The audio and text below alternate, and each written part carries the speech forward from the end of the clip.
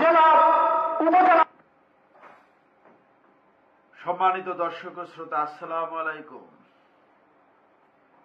আমাদের দেশের রাজনীতি বেশ জমে উঠেছে।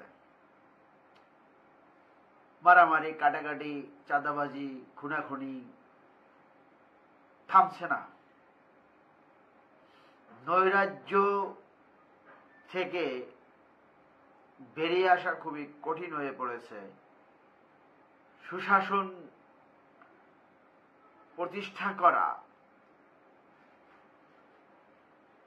অন্তর্বর্তীকালীন সরকার দৃঢ়তার সাথে সুশাসন প্রতিষ্ঠার কথা বলছে না। তারা বিভিন্ন অজুহাত দেখিয়ে সময় চাচ্ছে। আমাদের দেশের রাজনীতির প্রবণতা নিয়ে আজকে আলোচনা করব।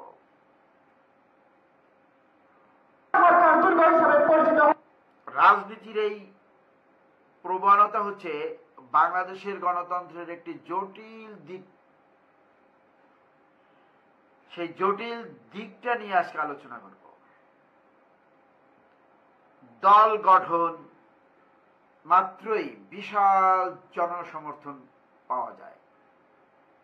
এটি একদিকে রাজনৈতিক সচেতনতার ইঙ্গিত দিতে পারে, অন্যদিকে রাজনৈতিক আবেগ ও জনসংযোগের প্রকৃত মানদণ্ডকে প্রশ্নবিদ্ধ করে।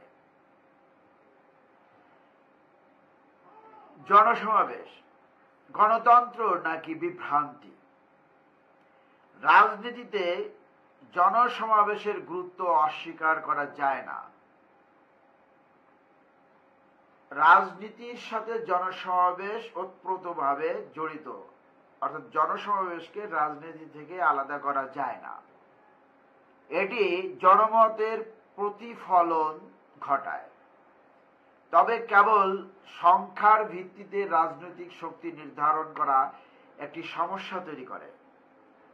কারণ কালকে দেখলাম একটি সমাবেশে অনেক মহিলাকে জিজ্ঞেস করা হচ্ছে যে আপনারা কার সমাবেশে, কোন সমাবেশে আসছেন? তারা বলে আমরা জানি না। টাকা দিলে, চা খাওয়ালে, বিস্কিট খাওয়ালে, গাড়ি ভাড়া দিলে সমাবেশে সাধারণ মানুষ চলে আসে।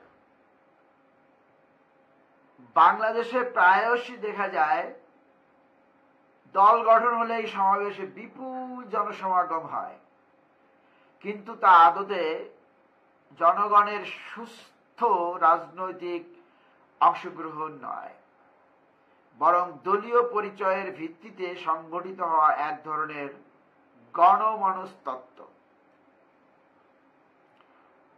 সমস্যাগুলো কি? সংখ্যার বিভ্রম। রাজনৈতিক দলগুলো জনগণের প্রকৃত মতামত পরিমাপ না করে কেবল জনসমাগমের সংখ্যা দেখিয়ে নিজেদের শক্তিশালী প্রমাণ করতে চায়।